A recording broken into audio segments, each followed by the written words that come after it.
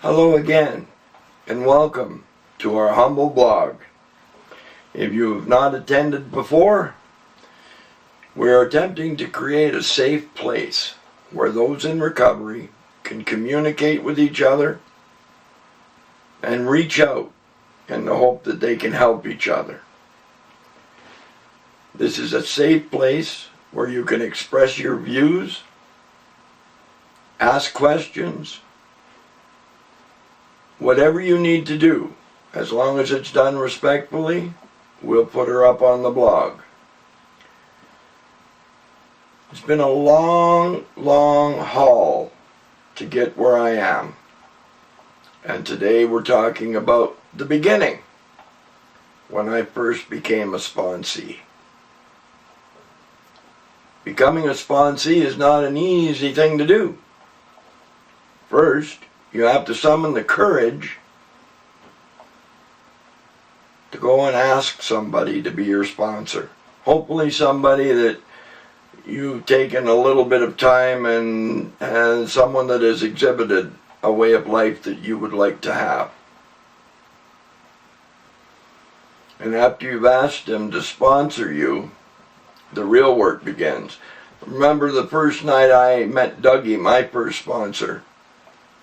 And he was a little white-haired chicken-necked fella, and I thought, you know what? I think I can put something over on this guy. So I went and asked him to be my sponsor, and he looked me up and down, and he said, yeah, well, I guess we can do this. But get one thing straight right from the beginning. I don't care if you like me. And he didn't. He didn't care whether I liked what he said. He told me the truth. And he loved me enough to tell me the truth, even when it hurt my feelings and even if he knew I was going to throw a tantrum. I wish all of you could to find a sponsor that is of the quality that my first sponsor was. And secondly, you have to listen to what your sponsor has to say. And if you're like me, I came into this program with the attitude, nobody is going to tell me nothing. And that didn't work really well. I had to become teachable. And I had to learn a little bit of humility. You know, when you're a sponsee, you've only got to change one thing. Everything. It was also suggested meetings. Go to lots of meetings. Now you're not going to find this, what I'm about to say, written in any of the literature. This came after that literature was written. It's the wisdom after the books. And you'll hear it in meeting rooms. Take in 90 meetings in 90 days. They do that because for the first 90 days, the only place I was safe was in a meeting room. And I did 2 to 3 meetings a day for the first 3 months. I had that grace. What they truly mean is take in 90 meetings in 90 days. And if at the end of that time you are not satisfied, we'll gladly return to you your misery. It's not easy to get moving with the program. Everything that is told to you is counter to the way you've been living. So you're going to fight every step of the way unless you're consciously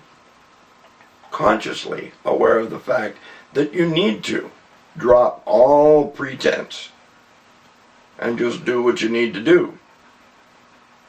Another big one is you got to stop lying to yourself and to your sponsor. You know, I tell a lie when the truth was perfectly acceptable. I did it because I was trying to inflate my image to make myself seem more important.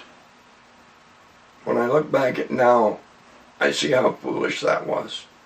But at the time, it was built into my survival mode. And the big one, you've got to become vulnerable. And if you're an ex-street person like I am, you know that to show vulnerability out there, you're going to get eaten. I heard it said in a movie my wife and I watched once, "The weak are meat, and the strong shall eat." That's the way it was on the street. So becoming vulnerable and showing my true self to another person was one of the hardest things I ever did, but it was also one of the most essential, because it allowed me to get to know the real me. I laid aside all my masks and every other coping mechanism that I had, and just found out who I truly was. Do not miss the chance to do the same.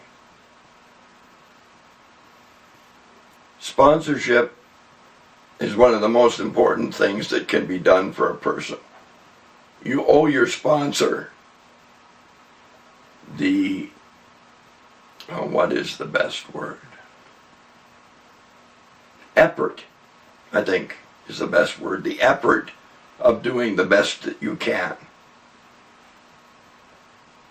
You know, if he's taking the time or she's taking the time to impart knowledge upon you, you best be paying attention. Your life depends on it. You know, the relationship of a sponsor-sponsee can develop into something that is truly, truly exceptional.